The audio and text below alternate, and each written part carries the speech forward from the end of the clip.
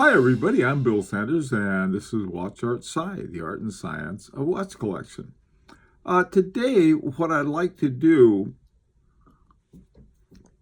is something happened the other day. I was reading about one of Philippe Dufour's watches. They were talking about when he was getting started in making his own watches. And they said he had a hard time selling anything. And, right off the bat, that's not atypical. And two watches that I just would love to have, and they're both by Philippe Dufour. One is a simplicity and the other is a duality. And I don't know what I could have gotten a simplicity for years ago had I known about either Philippe Dufour or what a wonderful watch that is. But I'll bet it's a lot less than they would cost now. Anyway, so after thinking about that, I said, okay, well, this would be something that we may want to think about doing, is sort of like looking over the horizon and seeing what young watchmakers may be coming along, that we may say, hey, these guys, maybe we ought to look a little closer at this. And so I went to the Academy of Independent Watchmakers. I tried pronouncing the French version of that. I couldn't. So anyway, not too long ago, I joined the Academy of Independent Watchmakers as a friend, not as a member. To become a member of this, you have to go through a couple stages. First of all, you have to become a candidate. And I don't know how you become a candidate. Not just anybody can go in there and say, hey, I want to be a candidate. You probably have to be nominated by someone who is in the AHCI. Okay, so I looked at the work of these four candidates, and plus another guy who is a regular AHCI member. I'll talk about him in a second. But these four guys, three of them are relatively young. Sirel Brivet-Naudot, David Candaux, Kim Diapri, and they're the three young guys. Now, there's another guy named Zwa Tan, or Tan Zwa. I'm not sure what the which comes first, Tan or Zwa, and I saw it both ways. But anyway, now he's older. He's in his 60s, I think. And so we'll talk about his watches too. Now, there's one other guy, Asaoka, who is a regular member, but I saw his watches and I thought, this guy's stuff is really interesting. He's relatively new, so I included him too. Now, when we look at the makeup of the Academy of Independent Watchmakers, rather than going to one of either the group of big independents or like Patek Philippe, for example, or even Rolex, really, here are the huge companies and so forth. You don't know who's making your watch. But here with these guys you do, and so you can look at them, and the ones who want to go into starting their own business. Now, a couple honorific members, that's another title you have. George Daniels, of course, he died not too long ago. And Christian Vanderklaw, who is still around. He's 74, so he's got a ways to go, I think. A little more mileage on him. All right, so let's take a look at these four young and are relatively new developers and see what they're doing, to get an idea of two things. One is a possible interesting direction, and the other one is that for those of us who are pretentious watchmakers, some ideas that we can look at, maybe funk around with a watch and do something interesting with it. All right, so let's start with Sirel Brivet-Naudot. To me, his watches are some of the most interesting, really interesting watches. His first one, it took him 3 years to make, I think. It's called the Eccentricity. And it clearly is an eccentricity. And if you look down at the lower left, you can see this great big balance wheel that sits on top on the dial side of the watch. And it's got a big old case, but you can see everything that's going on in there. Now, everything he does by hand. He doesn't use a CNC machine. And one of the things I found out about a lot of these guys, they're not using CNC machines. Two things that they seem to have in common, for the most part, not all of them, but for the most part, is that they're using 2.5 hertz. In other words, they're doing it at 18,000 VPH. This is my, all of my H. Mosers are 2.5 hertz. And so is my Lang and Hein. Right? They're the ones that have this slower movement. Now, the ones by F.P. Journe are 3 hertz. So they're not really fast. They're not like the 4 hertz ones, but they're a little more going. So this seems to be a trend with a lot of young developers. Now here's this guy, he's 27 years old. He already has a proprietary escapement that he made. He calls it Liberté Excentrique, which is free eccentric, that's what it means.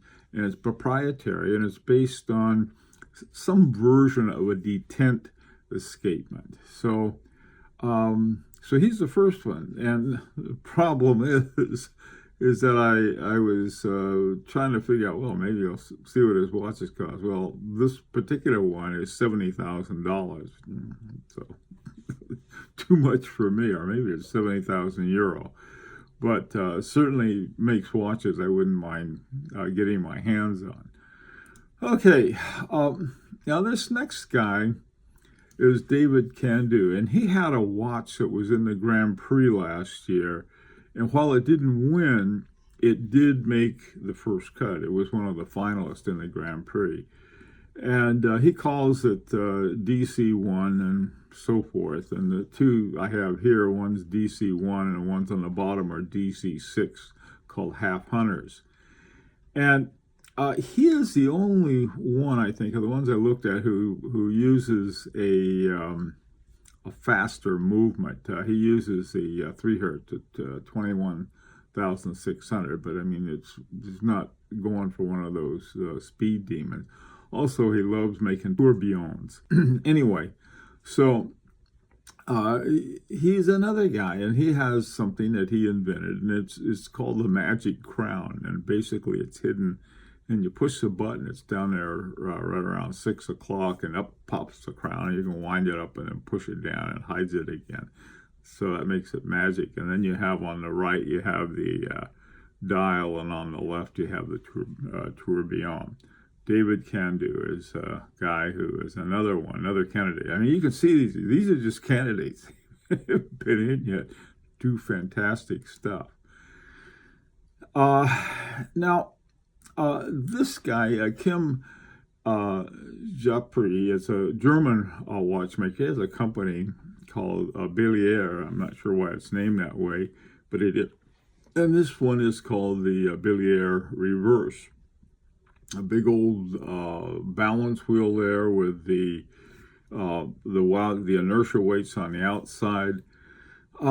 There's sapphire crystals on both sides of his watch, so you can see it. But he has instead of using a diamond on top of the balance, he uses a mined ruby, not one of those man-made ones that are squished in there that everyone else has.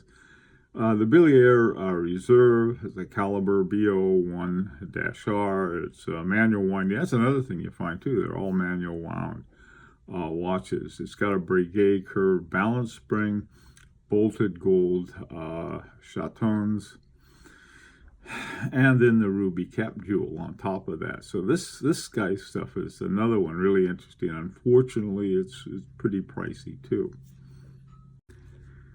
Now, this next guy, Tanzois, is one of my favorite. Just love his stuff. He's just, outside of a sort of a small group of people who love watches and watchmaking. Candaux is his major focus is on making movements, and he's made 4 so far. On top of that, he has something called the diaxal movement, which is a version of the coaxial movement, but his is different enough that it's proprietary. And he's an older gentleman. He's done stuff for a long time with watches, with clocks, but he just got into watches not too long ago. Got a great big balance wheel. You can see that. We're going to see another giant balance wheel in a bit. And there are 4 different designs. It has, on the one on the lower right, you can see it has the double horns that Philippe Dufour is famous for. For Candaux, the Philippe Dufour is sort of his ideal of what a good watchmaker is. But this he knocked out 4 movements. He doesn't use CNC. I saw the machinery that he uses, and it looks like something from the 1950s. Or actually 1920s. This guy's stuff is amazing, especially given the kind of equipment that he works with. Major talent. This is why when these watch companies say, well, we can't make our own movement and we'll use these other ones that are just as good.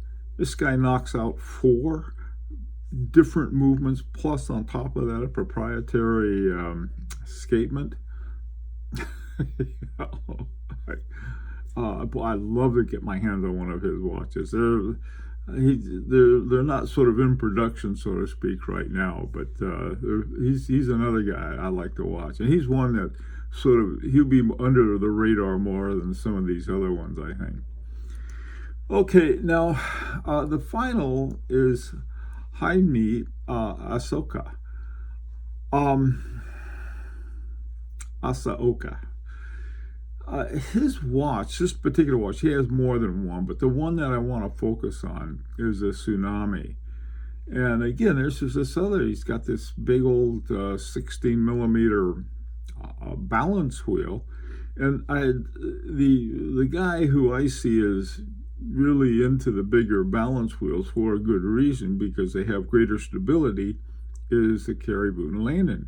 And he's got the same kind of these big balance wheel.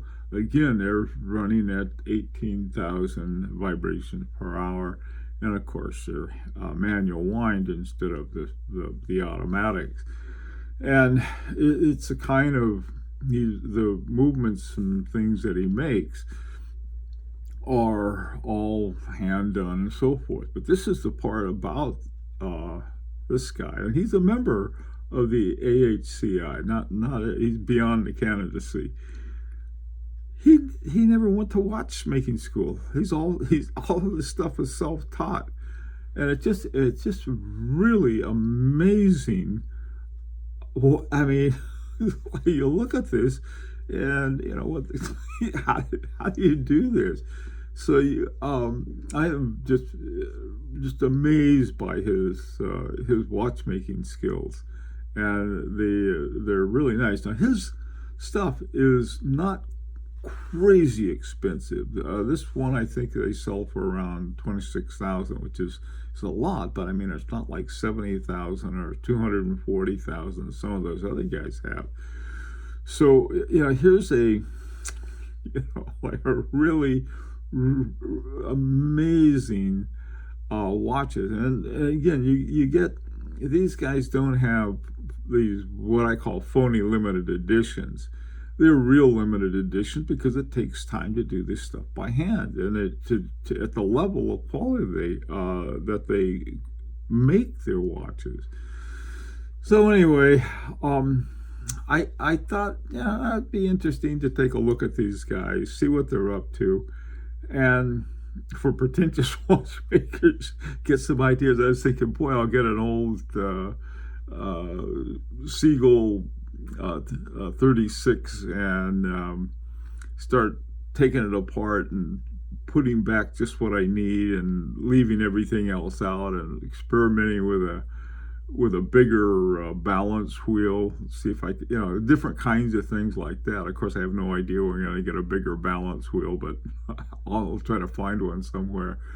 And but also sort of like, hey, what are we doing? We're paying tons of money for stuff they churn out by the thousands, or in one case the millions. Whereas these guys, I think he's got like 10 tsunamis have been made. And I know that's, you're not going to find one everywhere, but you're not going to find a Dufour at all these days. So these are some guys to look at. Love to hear your comments, what you think about it, and some of your own ideas. Now, I realize that we all can't afford this, myself included, but there's something to think about. Until Sunday, when we have another review, this is Bill Sanders for Watch Art Side, the art and science of watch collection. And as always, this is an invitation to subscribe if you like.